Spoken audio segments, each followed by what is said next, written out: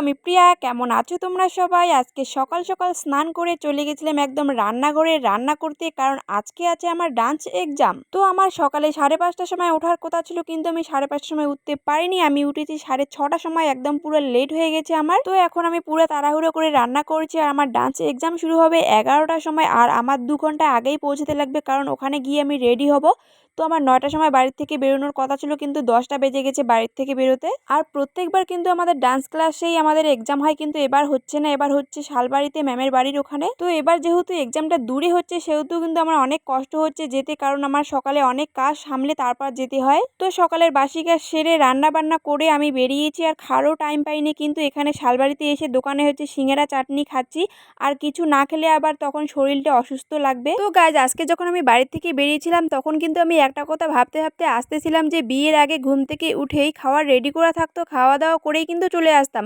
তবুও কিন্তু কোনো কোনো সময় কোথাও যেতে দেরি হতো, আর বিয়ের পর কতটা কাজ সামলে তারপর কিন্তু যেতে হয় কোথাও। তো বিয়ের পর একা একাই কেমন লাইফটা চেঞ্জ হয়ে যায় বলো। তো বাড়ির থেকে তো কিছু খেয়ে আসতে পারিনি, দোকানে দুটো সিঙ্গারা মুখে দিয়ে সোজা চলে গেছিলাম যেখানে এক্সাম হবে ওখানে। তো ওখানে গিয়েই প্রথমে আমি ড্রেস পরে রেডি হয়ে নিয়েছি। তো আমি অর্ধেক রেডি হওয়ার পর ম্যাম ডাকতেছিল যে তাড়াতাড়ি করে আয়, স্যারকে বরণ করতে হবে। তো ওখানে স্যারকে বরণ করে এসে তারপর আমি ফুল রেডি হলাম। দেখো, এটা হচ্ছে আমার ফুল লুক। আর এই সাজটা তোমরা আমার আগেও দেখেছো, কারণ প্রত্যেক বছর নজরুল নৃত্য এক্সামের সময় এই সাজটাই আমরা সাজি। কিছুদিন পরে আবার কত্থকের এক্সাম হবে, আর ওখানে কিন্তু এক্সাম শুরু হয়ে গেছে। দেখো, একে একে সবাই এক্সাম দিচ্ছে, আমরা এদিকে বসে আছি। আর প্রত্যেক বছরের মতো এবারও আমার লাস্টে একদম এক্সাম হবে। জানি না কেন ম্যাম প্রত্যেক বছর আমার লাস্টে এক্সাম দেওয়ায়। আর এইদিকে আমার বসে থাকতে থাকতে একদম পা ব্যথা হয়ে গেছে, একদম বিরক্তও হচ্ছে, এতক্ষণ বসে থাকতে আর ইচ্ছা করতেছে না। আর এই ডান্স এক্সামের মুহূর্তগুলো কিন্তু আমি প্রত্যেক বছর তোমাদের সাথে শেয়ার করি। যারা তোমরা আমার পুরনো ভিউয়ার্স তারা অবশ্যই জানবে। তো প্রত্যেক বছরের মতো সবার শেষে এক্সাম কমপ্লিট করলাম আমি, আর সবাই দেখো চলে গেছে, শুধু আমি পড়ে আছি, আর ম্যাম স্যার কিন্তু ভিতরে আছে। তো দেখো, এক্সাম শেষ করে ড্রেস চেঞ্জ করলাম, মেকআপ তুললাম, এখন যাবো সোজা বাড়ি। চলো, ভিডিওটা কেমন লাগলো অবশ্যই কিন্তু কমেন্টে জানাবে। বাই।